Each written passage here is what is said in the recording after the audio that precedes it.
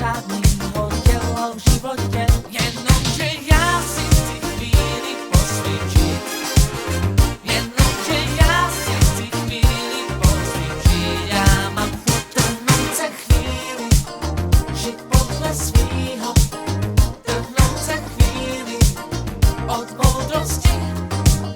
Trhnout se chvíli, co je v tom zlýho. Trhnout se chvíli, jen z radosti.